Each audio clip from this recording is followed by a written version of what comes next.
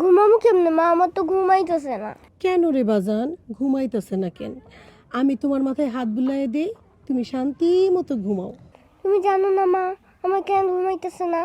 চাচু তো আমার মাথায় প্রতিদিন হাত বুলাই দিত আর গল্প শোনাইতো।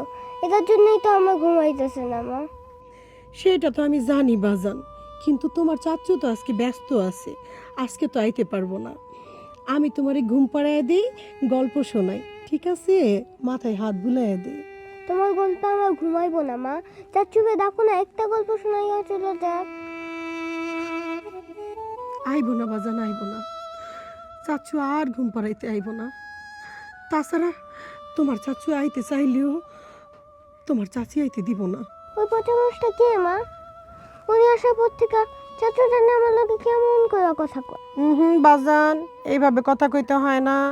উনি তোমার চাচার বউ চাচি। আমারে যেমন সম্মান দিয়া কথা কও, তারিও তেমন সম্মান দিয়া কথা কইবা। এখন ঘুমাও, সকালে স্কুলে যাইতে হইব না, তাড়াতাড়ি উঠতে হইব না। তোমারই নিয়ে তোমার বাপের আর আমার কত স্বপ্ন। তুমি বড় হইবা, ডাক্তার হইবা। ঘুমাও বাজান, ঘুমাও। আচ্ছা মা।